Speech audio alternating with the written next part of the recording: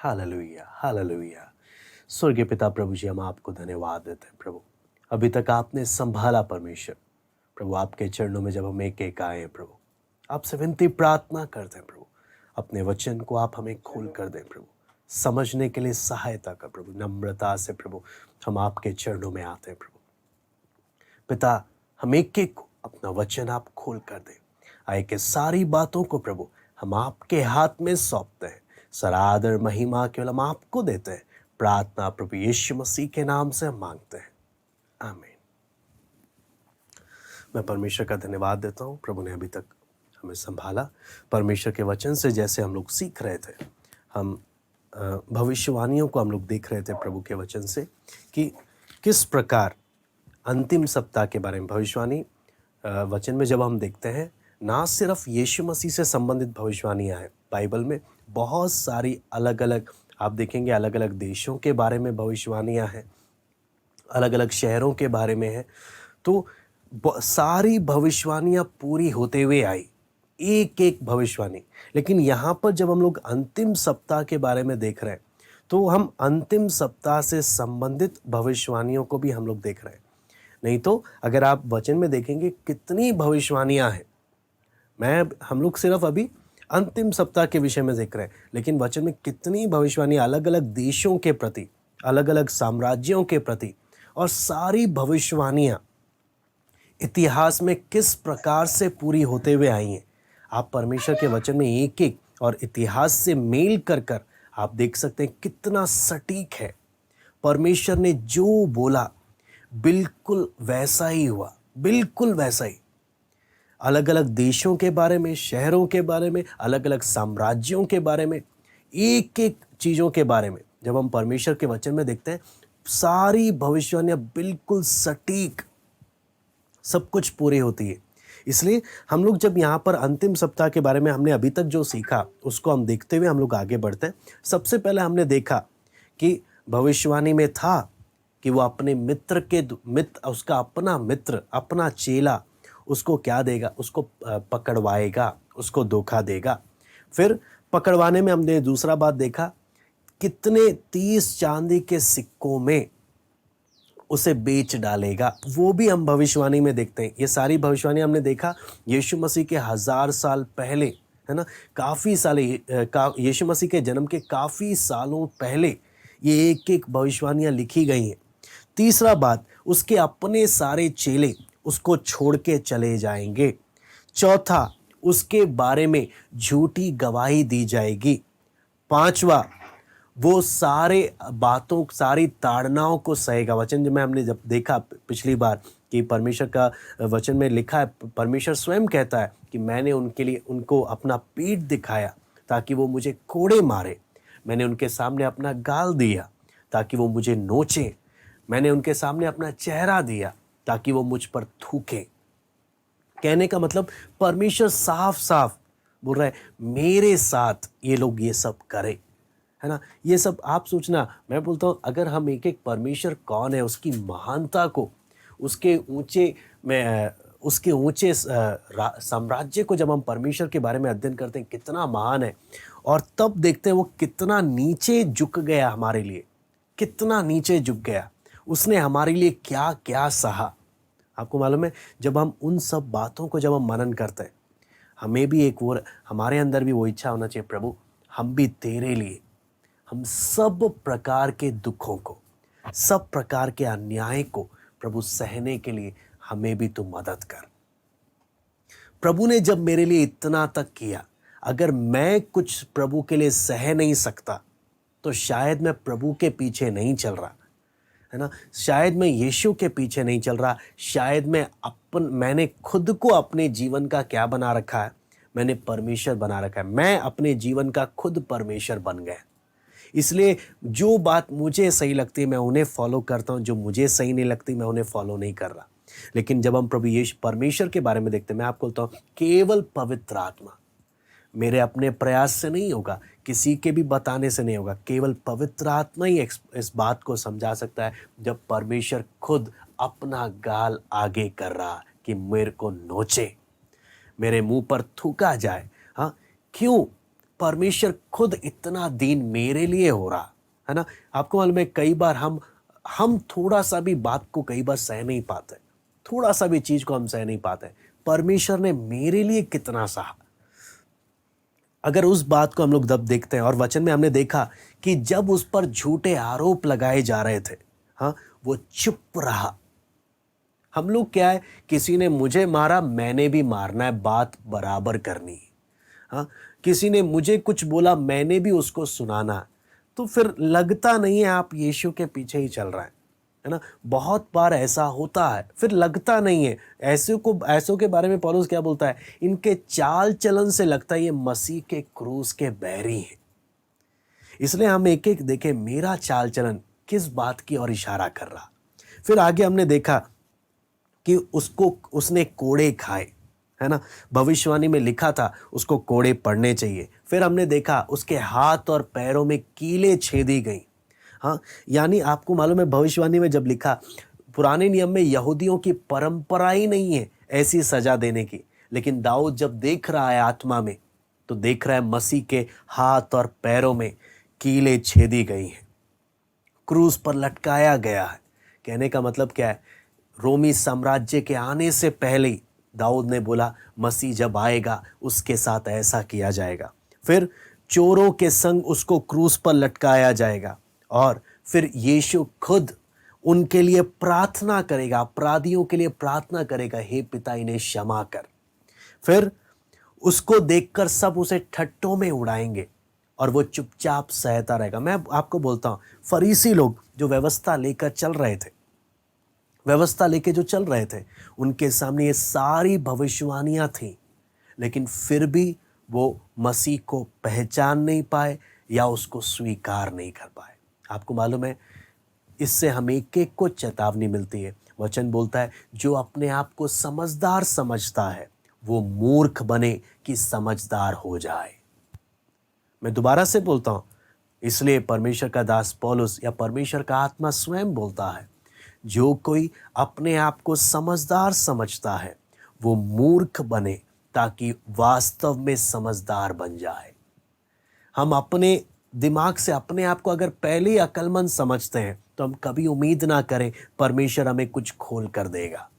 यदि हम नम्रता से हम आएंगे, जैसे भजन संहिता 119 में लिखा है, हे प्रभु तू मुझे अपनी विधियां सिखा। एक इंसान का सिखाना और परमेश्वर के सिखाने में बहुत फर्क है। और यदि हम परमेश्वर के सामने उस नम्रता के साथ आते हैं, प्रभु तू मुझे एक एक बात को समझने के लिए मदद कर, तू मुझे एक एक बात को समझने के लिए मदद कर। आज हम उसके आगे की घटना को हम परमेश्वर के वचन में, भविष्यवाणी में हम लोग देखेंगे। भजन संहिता 22 का 18, भजन संहिता 22 का 18,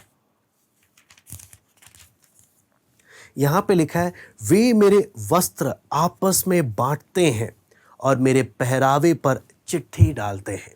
हमें मालूम है यूहन्ना 19 का 23 में ठीक यही घटना घट रही है।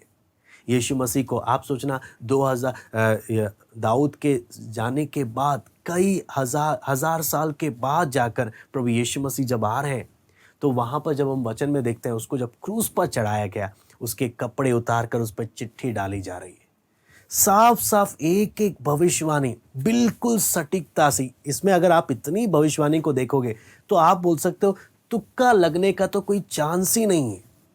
हाँ, एक तुक्का लग सकता है, दो तुक्का लग सकता है, कोइंसिडेंस एक या दो हो सकता है, लेकिन लगातार एक एक बात एक ही व्यक्ति के जीवन में पूरा होना, ये कोइंसिडेंस नहीं है, कोई तुक्का नहीं है। ये वास्तव में वही है जिसके बारे में नबियों ने भविष्यवाणी करी थी। इतना आप सोचो ना, हम जिसके बारे में पढ़ रहे हैं कोई कल्पना नहीं है, कोई मिथोलॉजी नहीं है, कोई काल्पनिक बातें नहीं है। ये हिस्टोरिकल घटना है, ऐतिहासिक घटना है जो मानव जाति के इतिहास में हुआ। कौन? पौलुस बोलता है ये भेद, ये एक भेद की बात है। भेद की बात क्या चीज? परमेश्वर शरीर धारण कर मनुष्य के बीच में आया। भक्ति का भेद गंभीर है। जितना उस बात को सोचेंगे, आपको मालूम है, जितना उस बात को सोचेंगे, इज़राइल लोगों को कभी हजम नहीं होता था कि ये जो हमारे बीच में 30-33 साल का जो आदमी मेरे बीच में, हमारे बीच में चल रहा है, ये सच में वो परमेश्वर है जो सीनै पर्वत पर उतरा था और लोग आवाज तक उसकी सुनने के लिए हिम्मत नहीं रखते थे, उनसे हजम नहीं होता था। ये वही परमेश्वर है जिसकी आवाज को सुनते वक्त इज़राइल लोग बोलते थे, मूसा हम बात नहीं कर पाएंगे, हम परमेश्वर की आवाज सुन नहीं सकते, सुनेंगे तो हम मर जाएंगे। क्या वो महान परमेश्वर ये 30-33 साल का ये आदमी है? नहीं, हम नहीं मान सकते। उनके लिए हजम नहीं हो रहा था। आपको मालूम है, यीशु मसीह जब चेलों के साथ रहते थे, चेले लोग भी बोलते थे, हाँ तू प्रभु है, प्रभु है, प्रभु है, लेकिन असली में वो क्या विश्वास करते थे? आपको मालूम है, इमाउस के मार्ग में चलते वक्त उन्होंने खुद अपने मुंह से क्या बोला? वो तो एक नबी था। हाँ, एक इंसान की नज़र से देख रहे थे। उन किसी को भी, आपको मालूम है ये बात, इसलिए जब पतरस ने बोला कि जब प्रभु यीशु मसीह ने बोला लोग मेरे बारे में क्या कहते हैं, उन्होंने बोला ये एलिया हो सकता है, कोई भविष्यद्वक्ता, या कोई ना कोई ये वो है। हाँ, लेकिन प्रभु यीशु मसीह ने बोला तुम मेरे बारे में क्या कहते हो, मैं कौन हूं? तो पतरस ने क्या बोला? तू जीवते परमेश्वर का पुत्र मसीह है। तब प्रभु यीशु मसीह ने क्या बोला? हे पतरस, तू धन्य है। क्यों? ये किसी मनुष्य ने, किसी मांस और लहू ने तुझ पर यह बात प्रकट नहीं किया, मेरे पिता जो स्वर्ग में, उसने ये बात तुझ पर प्रकट की है। कहने का मतलब, आपको मालूम है सारी बात कहां पर आती है? यीशु मसीह कौन है, किसी इंसान के समझाने से समझ नहीं आने वाला। परमेश्वर अगर ये बात प्रकट कर दे, मैं आपको बोलता हूं, आज आप और मैं बिना यीशु को देखे हम उसके बारे में पढ़ रहे हैं। जो चेले यीशु के साथ रहे, जो लोग यीशु को देखे, अगर वो तक नहीं समझ पाए उसको, तो आप और मैं अपनी बुद्धि से उसको कैसे समझेंगे? केवल परमेश्वर का आत्मा ही हमें उस बात को प्रकट कर दे सकता है कि वो कौन, वो परमेश्वर, the creator of the universe, ब्रह्मांड का बनाने वाला, हाँ, उस ब्रह्मांड के सामने हम तिनके के बराबर नहीं है, वो हमारे बीच में तिनका बनकर आकर चला और सारी भविष्यवाणियों को सटीक बताया, मैं आऊंगा, तुम चेक कर लेना, एक एक बातें पूरी होंगी। और ये फरीसी जब चल रहे हैं, दावा करते हैं हमें सब मालूम है, लेकिन जब आया इनको हजम नहीं हुआ। कैसे हो सकता है ये? उसी प्रकार आप और मैं अगर अपना बुद्धि लगाकर अगर हम समझेंगे, हमें नहीं आएगा। केवल परमेश्वर का आत्मा इस बात को हमें समझा सकता है। भजन संहिता 69 का 2 हम पढ़ेंगे। भजन संहिता 69 उसका 2, यहां पे लिखा है, माफ कीजिए, उसका 2 नहीं है, उसका 21 है। भजन संहिता 69 उसका 21। लोगों ने मेरे खाने के लिए इंद्रायण दिया और मेरी प्यास बुझाने के लिए मुझे सिरका पिलाया। हमें यहाँ पर साफ साफ मालूम है, इस बात की भविष्यवाणी मत्ती 27 का 34 में ये पूरा हो रहा कि जब प्रभु यीशु मसीह को सिरका पिलाया गया। फिर उसके बाद हम देखते हैं भजन संहिता 38 का 11। भजन संहिता 38 का 11, यहां पे लिखा है, मेरे मित्र और मेरे संगी मेरी विपत्ति में अलग हो गए और मेरे कुटुंबी भी दूर जा खड़े हुए। यानी जब क्रूस पर चढ़ाया गया, कोई मेरे करीब नहीं आ रहा, सब कोई दूर खड़े हैं। और ये बात हम लोग साफ साफ लूका 23 का 49 में हम देख सकते हैं, कोई करीब नहीं है। फिर हम भजन संहिता 34 का 20 हम पढ़ते हैं। भजन संहिता 34 का 20, वो उसकी हड्डी हड्डी की रक्षा करता है और उनमें से एक भी टूटने नहीं पाती। जब हम परमेश्वर के वचन में जब हम पढ़ते हैं, इस भविष्यवाणी को अगर पूरा होने के लिए, आपको मालूम है परमेश्वर के लिए मुश्किल नहीं है, लेकिन अगर मनुष्य के दृष्टिकोण से देखें, कोई चांस ही नहीं था। किसी को भी जब क्रूस पर चढ़ाते थे, 2 तरीका है, या तो क्रूस पर हफ्ते हफ्ते के लिए मरने के लिए छोड़ देते थे, क्योंकि जिसे भी क्रूस पर लटकाते थे वो जल्दी मरता नहीं था। पूरे हफ्ते, उसको कई हफ्ते लग जाते थे उस क्रूस पे तड़पते तड़पते तड़पते मरने के लिए, कई हफ्ते लग जाते थे। इतना भयानक होता है क्रूस का मौत। अगर जल्दी मारना है तो वो उनकी टांगे तोड़ देते हैं, लेकिन वचन में लिखा है यीशु की एक भी हड्डियां नहीं टूटी जाएंगी। इस भविष्यवाणी को भी पूरा होना। आपको मालूम है, एक नेचुरल, एक स्वाभाविक बात है, अगर जल्दी मारना है तो टांगे तोड़ना। लेकिन यहां पर हम देखते हैं सिपाही, वो चोर जब बाकी दोनों चोरों के टांगे तोड़ रहा था, उसने यीशु की टांग को नहीं तोड़ा। आपको मालूम है, रोमी साम्राज्य में, रोमी व्यवस्था में, क्रूस पे चढ़ाने की व्यवस्था में कभी भी किसी भी अपराधी को भाला छेद कर चेक नहीं करते। यह सिर्फ और सिर्फ यीशु के केस में ऐसा हुआ है कि इन्होंने टांगे तोड़े बजाय मरा है कि नहीं मरा है चेक करने के लिए पिंजर में भाला छेदा। कहने का मतलब, ये रोमी सिपाहियों ने अपने बॉस का, बोलते ना, अपने सूबेदार का भी कहना को नहीं माना। और क्या नहीं किया, टांगे नहीं तोड़ी। कहने का मतलब सिपाहियों को नहीं मालूम, ये पहले से ही भविष्यवाणी है और वो परमेश्वर की उन भविष्यवाणियों को पूरा कर रहे हैं। लेकिन परमेश्वर अपनी कही एक एक बातों को पूरा कर रहा। मैं आपको इन सारी घटनाओं से हमें एक बात समझ में आना चाहिए, चाहे विश्वासी हो चाहे अन्य जाति हो, वो जो सिंहासन पर बैठा है ना, चलेगी उसी की। मैं दोबारा से बोलता हूं, चाहे विश्वासी हो चाहे अन्य जाति हो, वो जो सिंहासन पर बैठा है उसके नियंत्रण से बाहर कुछ भी नहीं है। उसके नियंत्रण से बाहर कुछ भी नहीं है। ये जो यीशु को क्रूस पर चढ़ा रहे हैं, इनको लग रहा है सब कुछ हमारे कंट्रोल में है, लेकिन इन बेचारों को नहीं पता ये जो कर रहे हैं वो भी उसके ही कंट्रोल में है। आप समझना, परमेश्वर के, जब हम परमेश्वर के कामों को समझते हैं ना, तो जीवन में जब कुछ भी घटता है, एक विश्वासी जब इन सब बातों को, परमेश्वर के कामों को जब समझने लगता है ना, उसको सुकून मिलता है।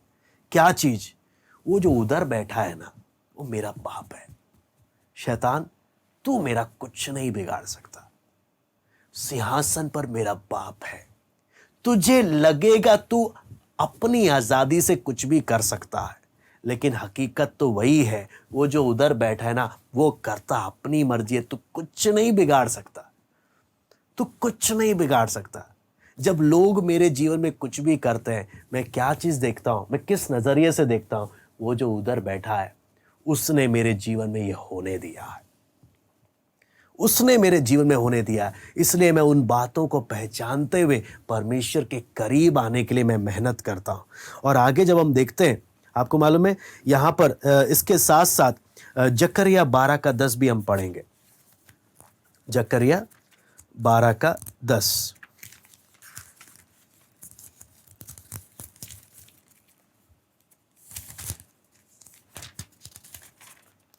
यहां पे लिखा है, मैं दाऊद के घराने और यरूशलेम के निवासियों पर अपना अनुग्रह करने वाली और प्रार्थना सिखाने वाली आत्मा उंडेलूंगा। तब वे मुझे ताकेंगे, अर्थात जिसे उन्होंने बेधा है, और उसके लिए ऐसे रोएंगे जैसे इकलौते पुत्र के लिए रोते पीटते हैं, और ऐसा भारी शोक करेंगे जैसे पहलौठे के लिए करते हैं। यहां पे लिखा है जिसे उन्होंने भेदा है। पहले ही भविष्यवाणी हुआ है, टांगे नहीं तोड़ी जाएंगी, एक भी हड्डी नहीं तोड़ी जाएगी, बल्कि क्या होगा, भेदा जाएगा। और वचन में जब हम पढ़ते हैं, बिल्कुल यूहन्ना 19:37 में उन्होंने क्या किया, उसको भेदा। फिर एक और भविष्यवाणी जब हम पढ़ते हैं, आमोस 8:9, आमोस 8:9,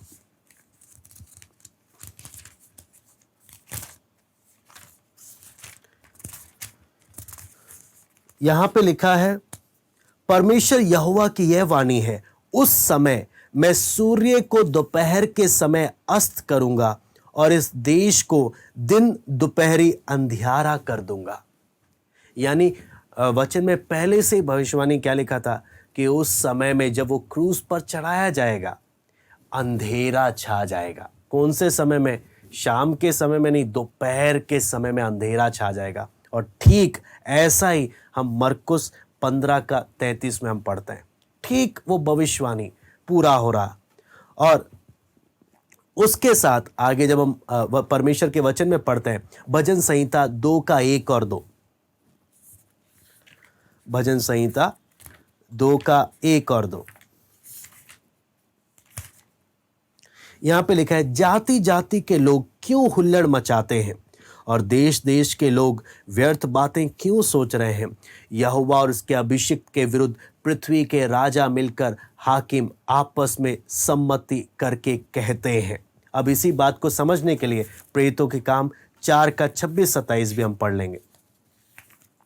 प्रेरितों काम 4:26-27, यहां पे लिखा है, प्रभु और उसके मसीह के विरोध में पृथ्वी के राजा खड़े हुए और हाकिम एक साथ इकट्ठे हो गए, क्योंकि सचमुच तेरे सेवक यीशु के विरोध में जिसका तूने अभिषेक किया, हेरोदेस और पुन्तियुस पिलातुस भी अन्य जातियों और इजरायलियों के साथ इस नगर में इकट्ठे हुए। देखते हैं एक एक बात किस प्रकार से पूरी हो रही है। और आप वचन में हम पढ़ते हैं भजन संहिता 22:11-12, भजन संहिता 22:11-12,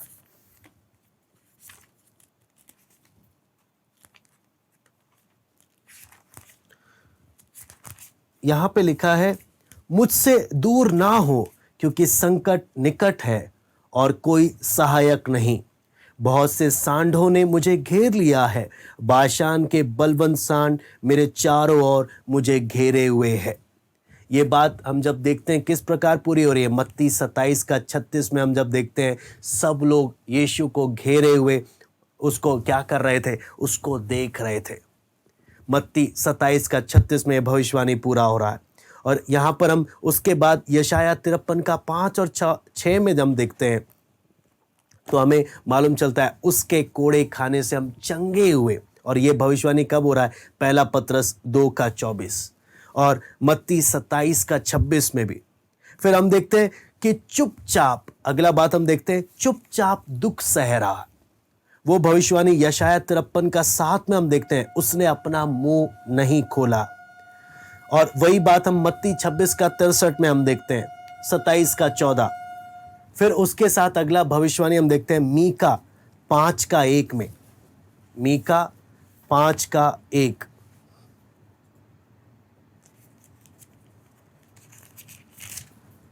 मीका 5:1, अब हे बहुत दलों के स्वामिनी, दल बांध कर इकट्ठी हो, क्योंकि उसने हम लोगों को घेर लिया। वो इज़राइल के न्याय के गाल पर सोंटा मारेंगे। यहाँ वचन साफ साफ बोलता है वो इज़राइल के न्याय के गाल पर सोंटा मारेंगे। और ये भविष्यवाणी हम एक एक जानते हैं। मत्ती 27:30 में और लूका 22:64 में उन लोगों ने यीशु के मुंह पर मारा। किस प्रकार से एक एक इज़राइल के न्याय को, आपको मालूम है इन लोगों को जरा सा भी आइडिया नहीं, जो इसकी आवाज़ सुनने से डरते थे, आज जब ये इनके बीच में चल और फिर रहा है, ये इसके साथ जो चाहे कर रहे हैं। आपको मालूम है अगर स्वर्गदूत भी अगर स्वर्ग से देख रहे होंगे ये हो क्या रहा है, जिसका शक्ल देखने के लिए हमें हिम्मत नहीं होता, जिसके सामने शक्तियां थर थर कांपती हैं, ये हो क्या रहा है। ये परमेश्वर अपने आप को इस मनुष्य के लिए इतना दीन कर रहा है। कैसे? वचन में जब देखते हैं भजन संहिता 22:1 हमने पढ़ा है, हे मेरे परमेश्वर, हे मेरे परमेश्वर, तूने मुझे क्यों छोड़ दिया। भजन संहिता 22 का। और ये भविष्यवाणी मत्ती 27:46 में, ये भविष्यवाणी को भी हम पूरा होते हुए हम देखते हैं। फिर आपको मालूम है हमने इसको भी हमने देखा भजन संहिता 31:5 में हम देखते हैं कि मैं तेरे हाथ में अपनी आत्मा को सौंपता हूं। और यही चीज लूका 23 का 46 में पूरा हो रहा है। एक एक भविष्यवाणी को जब हम देखते हैं, पूरा आपको मालूम है अंतिम सप्ताह का एक एक बात प्रभु यीशु मसीह में पूरा होते हुए हम देख रहे हैं, एक एक बात। इससे आपको मालूम है उसका गाढ़ा जाना भी, आपको यशायाह 53 का 9 में हम पढ़ते हैं कि धनवान के संग वो गाड़ा गया, अपने मृत्यु के समय में धनवान का संगी बना। अरमतिया के यूसुफ ने धनवान था, उसका गुप्त चेला, उसने अपनी कब्र में प्रभु यीशु मसीह को लेटाया। मत्ती 27 का 57 और 60। ना सिर्फ इतना, आपको मालूम है यीशु मसीह के जन्म से पहले उसके बारे में, उसके सारे दुखों को बताने के साथ साथ वो मरे हुए में से जी भी उठेगा, ये भी बताया था। भजन संहिता 16 का 9-10 हम पढ़ लेते हैं। भजन संहिता 16 का 9 और 10।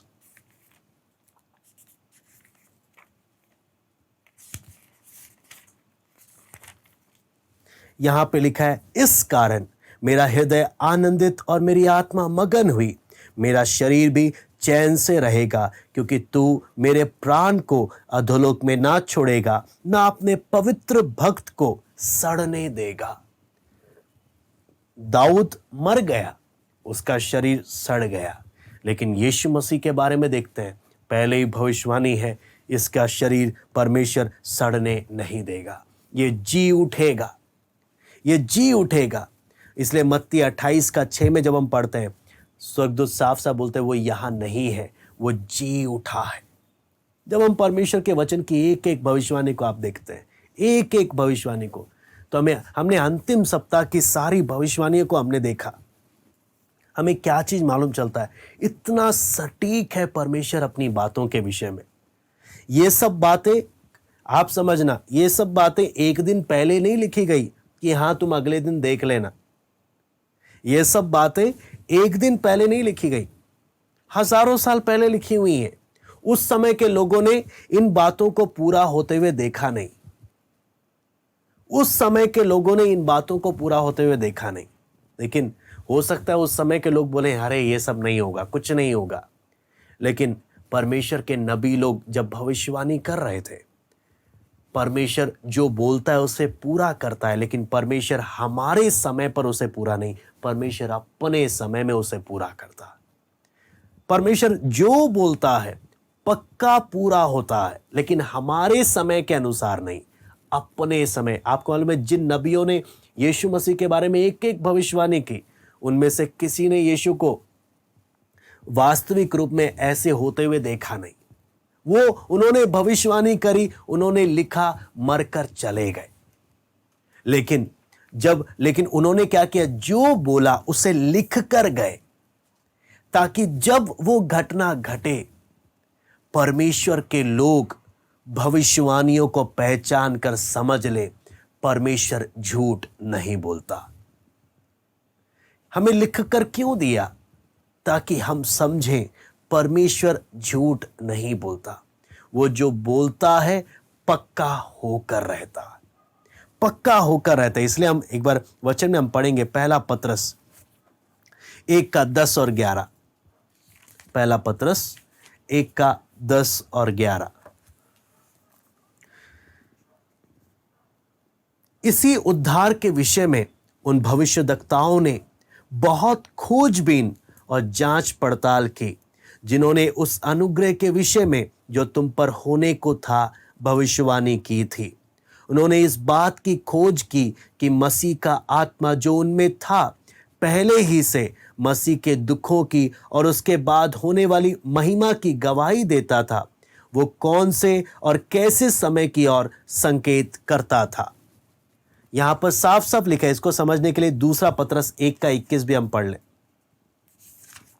दूसरा पतरस 1 का 21। क्योंकि कोई भी भविष्यवाणी मनुष्य की इच्छा से कभी नहीं हुई, पर भक्त जन पवित्र आत्मा के द्वारा उभारे जाकर परमेश्वर की ओर से बोलते थे। मैं दोबारा से इस आयत को पढ़ता हूं। क्योंकि कोई भी भविष्यवाणी मनुष्य की इच्छा से कभी नहीं हुई, पर भक्त जन पवित्र आत्मा के द्वारा उभारे जाकर परमेश्वर की ओर से बोलते थे। जब हम बाइबल में लिखे भविष्यवाणियों की बात करते हैं। आज के समय में बहुत झूठे भविष्यद्वक्ता भी हैं।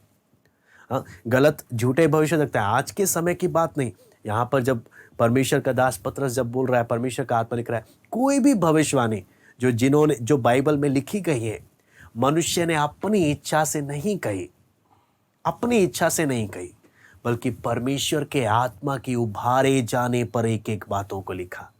आपको मालूम है, इस वचन के 96% से ज्यादा भविष्यवाणियां, मोर देन 96%, सारी भविष्यवाणियां सच हो चुकी हैं। 96% से ज्यादा भविष्यवाणियां पूरी हो चुकी हैं। मुश्किल से 3 या 4% ही बचा, मुश्किल से 3-4। इससे पहले की जितनी भी भविष्यवाणी थी सब पूरी हो चुके, बिल्कुल एक्यूरेट, बिल्कुल सटीक, 1% भी कम नहीं है, एक भविष्यवाणी भी गलत नहीं है। जब इतनी सटीकता से परमेश्वर हमें एक एक को जब लिख कर दे दिया, तो आप और मुझे कितनी गंभीरता से जीवन बिताना चाहिए, कितनी गंभीरता से। मैं आपको बोलता हूं, हम लोग प्रभु के दास के द्वारा हम लोग वचनों में सीख रहे हैं। एक दिन आने वाला है जब एक एक को प्रतिफल मिलेगा। आपको मालूम है, स्वर्ग में जाकर हमें जलन तो नहीं होगा कि कोई मेरे से ऊपर चला जाएगा, लेकिन अनंत काल तक मुझे एक दुख रहेगा। मालूम है कौन सा दुख? मैं और जान मार सकता था, मैं और जोर लगा सकता था, मैंने लगाया नहीं। मैं प्रभु के लिए और बातों को छोड़ सकता था। आपको मालूम है, जब हम इज़राइल का इतिहास आप पढ़ते हैं ना, तो एक बहुत अमीर आदमी था, उससे संबंधित कुछ फिल्में भी, वीडियोस भी बनी हैं। तो मैं उसका नाम मुझे इस समय याद नहीं है। तो उसमें उस व्यक्ति के बारे में, करोड़पति था, उसने क्या किया, वो यहूदियों को क्या करता था, यहूदियों को जब लोगों हिटलर पकड़ कर गैस चैम्बरों में जब मारता था, तो वो क्या करता था, यहूदियों को अपने बिजनेस के लिए खरीदने के लिए पैसे दे देकर खरीद लेता था, पैसे दे देकर खरीद लेता था। तो ऐसा कर उसने बहुत से यहूदियों की जान बचाई। जब हिटलर एक एक को गैस चैम्बरों में चुन चुन कर मार रहा था, उनको जानवरों की तरह जब इजरायलियों के साथ व्यवहार कर रहा था, उस समय हिटलर के ही ऑफिसरों में से एक ऑफिसर था जिसे लगता था ये हिटलर जो कर रहा है सही नहीं कर रहा, सीधा खुलेआम विरोध करने से तो मुझे ही मार डालेगा। इसलिए हाँ, शिंडलर लिस्ट करके था। तो मैं ये नहीं बोलूंगा अभी आप जाकर वो तुरंत एक बार देखें जाकर, क्योंकि मैं सिर्फ इतना बोलूंगा, वहां पे जो समझने वाला बात जो था कि उस समय उसने क्या किया, लोगों को खरीद लिया पैसा दे देकर, और छुप छुप कर उनकी मदद करता था। आपको मालूम है, जब इज़राइल आजाद हो गया, हिटलर जब हार गया, इज़राइल जब आजाद हो गया, वो करोड़पति रो रहा था, बोलता है अगर मैं अपनी ये अंगूठी भी बेच देता तो इसके द्वारा भी मैं 3-4 लोगों को तो खरीद ही सकता था। ये गाड़ी है मेरे पास, अगर मैं इस गाड़ी को भी बेच देता तो शायद मैं 3-4 लोगों को और खरीद लेता। रो रहा है, कारण क्या? मैं और भी लोगों को बचा सकता था। आपको मालूम है, वहां पे जब प्रतिफल मिलने का समय आएगा, शायद कुछ ऐसे ही दुख हमारे जीवन में भी होंगे। अगर मैं प्रभु के लिए किसी के पैर पकड़ने थे तो मैं पकड़ लेता तो क्या बिगड़ जाता। हाँ, मुझे शायद वो प्रतिफल मिल जाता। हाँ, थोड़ा सा मुझे निंदा सहने को मिल जाता, थोड़ा सा दुख सहना पड़ता, क्या हो जाता। हाँ, आपको मालूम है, अनंत काल के लिए एक पछतावा मेरे जीवन में चिपका रहेगा। काश मैं थोड़ी जोर और लगा देता। जिनको मेरे से कम वचन मालूम था वो इतना आगे चले गए, मुझे इतना सीखने को मिल गया। थोड़ी सी जान मार देता तो क्या हो जाता, थोड़ा सा और। आपको मालूम है, जब परमेश्वर का कीमती वचन, मैं आपको बोलता हूं, इसकी लिखी एक एक बातें सटीक, बिल्कुल सटीक, तुक्का नहीं, बिल्कुल सटीक जब सच साबित हुई है। हमने यीशु मसीह के अंतिम सप्ताह को ही देखा है, सिर्फ अंतिम सप्ताह को, क्योंकि हमारा विषय वो है। नहीं तो कितने साम्राज्यों के बारे में, आप नीनवे के बारे में आप सुनते हैं, परमेश्वर ने भविष्यवाणी किया, उसका नाम निशान मिटा दूंगा मैं। आपको मालूम है 100 सालों के बाद नक्शे से ही मिटा दिया उसको। दुनिया के नक्शे में नीनवे का नाम तक नहीं है। कहने का मतलब जब हम देखते हैं, बहुत सारे भविष्यवाणी है वचन में, बहुत सारे भविष्यवाणियां, और परमेश्वर इतिहास में कैसे एक एक भविष्यवाणियों को पूरा कर कर दिखाया परमेश्वर ने। उससे हमें क्या वचन में मिलता है? हमारे सामने जो वचन मिला है, कितना हमें उसके प्रति आभारी रहना चाहिए। कितना आभारी प्रभु। अभी मौका है जान मारने का। अगर मौका चला गया, बाद में सिर्फ एक पछतावा रह जाएगा। आपको मालूम है, जिन लोगों ने प्रभु के लिए जान दिया, मसीह इतिहास आप जब पढ़ेंगे, उनके पास वचन नहीं था। उनके पास लिखित रूप में, कितनों के पास अपना बाइबल तक नहीं था, लेकिन प्रभु के लिए उन्होंने जान तक दे दी। वो लोग हमें देखकर क्या बोलेंगे?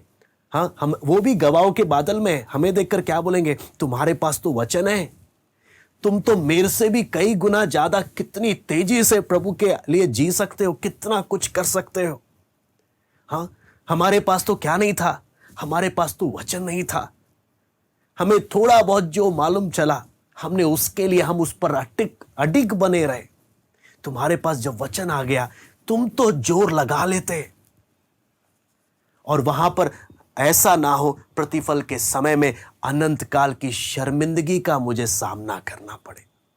इसलिए हम एक एक, आपको मालूम है, जब ये सच्चाई का वचन जब हम एक एक के पास पहुंचा है, पूरा जोर लगाए, जो करना है, जैसे परमेश्वर का वचन बोलता है, पूरा उसके अनुसार चलने की चौकसी करें, ताकि प्रभु, हमें नहीं मालूम मौत आए या आपका आगमन हो। परमेश्वर के लोगों की सदैव इच्छा क्या है? प्रभु तू जल्द आ जा, तू जल्द आ जा। वो इंतजार में होते हैं और अपने आप को पवित्र करते जाते हैं। हम में से कितने उस इंतजार में हैं? प्रभु तू बस जल्दी आ जा, और अपने आप को पवित्र बनाने के लिए मेहनत कर रहे हैं और पूरी जी जान लगा रहे हैं अपने मसीह जीवन की दौड़ में। अगर हम ऐसा करेंगे, आपको मालूम है, हम भी पौलुस के समान क्या बोल सकते हैं? मैंने अपनी दौड़ को पूरा किया, कोई रिग्रेट नहीं, कोई पछतावा नहीं, मैंने पूरा जोर लगाया, और प्रभु के अनुग्रह के द्वारा, प्रभु के अनुग्रह के द्वारा मैं उस प्रतिफल को पाऊंगा जो प्रभु मुझे देने वाला है, सिर्फ प्रभु के अनुग्रह के द्वारा। लेकिन कहने का मतलब क्या है? उस परमेश्वर के वचन के प्रति आज्ञाकारी होने के लिए मैंने कोई कसर नहीं छोड़ना। प्रभु जो बलिदान तू मांगे, मैंने साइन कर दिया। प्रभु तेरे लिए मैं अपना सर्वोच्च न्योछावर करता हूं। सिर्फ बोलने में नहीं, करने के लिए भी सदैव तैयार रहना। तेरे से बढ़कर मैं किसी से प्रेम नहीं करता। तू मेरे जीवन में सब कुछ है, तू मेरे लिए काफी है। उस समर्पण में पूरी जी जान लगाकर, आपको कितने प्रभु के दास ने भी, और आप कलीसिया के इतिहास में भी देखेंगे, कितने लोगों ने कितना कीमत दिया प्रभु के लिए। आपने और मैंने क्या कीमत दिया? सिंपल एक सवाल पूछना। प्रभु के लिए जितने भी लोग आए, सबने अपने जीवन में भारी कीमत दिए हैं, सैक्रिफाइसेस किए। आप और मैं प्रभु के लिए क्या कीमत दे रहे हैं? क्या कीमत दे रहे हैं? कितना कीमत दे रहे हैं? चेले लोग जब शुरुआत में प्रभु के पीछे निकले, उन्होंने अपना सब कुछ प्रभु के लिए छोड़ दिया, सब कुछ छोड़कर निकल आए। हम लोग कई बार क्या, प्रभु मैं ये नहीं छोड़ सकता, प्रभु मैं ये नहीं छोड़ सकता, ये नहीं छोड़ सकता। क्या चेला बनने के लायक हैं फिर? इतना कीमती वचन जब प्रभु ने दे दिया, हमारी आंखें परमेश्वर का आत्मा खोले, ताकि हम उस बात की गंभीरता को समझे कि जब इतना सटीकता से, इतनी स्पष्ट भाषा में परमेश्वर ने जब सब कुछ हमें बता दिया, हमने कितनी गंभीरता से प्रभु के साथ हमने चलना है। आइए हम प्रार्थना करते हैं। Hallelujah, hallelujah. स्वर्गीय पिता प्रभु जी, हम आपको धन्यवाद देते हैं प्रभु। आपके वचन से परमेश्वर हमको एक एक को आपने सीखने का एक मौका दिया प्रभु, एक एक भविष्यवाणियां प्रभु यीशु मसीह के जन्म से हजारों साल पहले ही इतनी स्पष्ट भाषा में सटीकता से प्रभु आपने लिख कर दे दिया। और आज भी अंतिम समय में क्या होने वाला है उसके बारे में भी जब आपने स्पष्ट लिख कर दिया है, हे प्रभु, कितनी पवित्रताई में, कितनी गंभीरता में हम एक एक को अपना मसीह जीवन में बढ़ना है प्रभु, उसके लिए हम एक एक को मदद कर। हम उन लोगों के समान ना हो जैसे हम नूह के समय में देखते हैं, जल प्रलय के आने के समय तक वो खाने पीने शादी ब्याह में बिजी थे।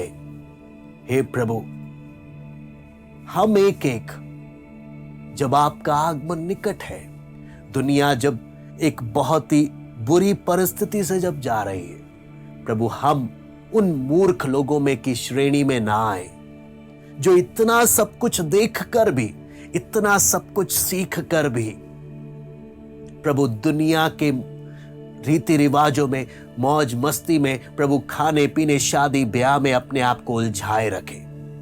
मसीह का योद्धा अपने आप को संसार की बातों में उलझाता नहीं प्रभु, जिस दौड़ से के लिए आपने हमें बुलाया, अपने निशाने की ओर देखते हुए प्रभु, जितना समय बचा है पूरी जी जान लगाकर प्रभु मसीह जीवन में आगे बढ़ने के लिए प्रभु हम एक एक को अनुग्रह दे, हम एक एक पर दया कर प्रभु।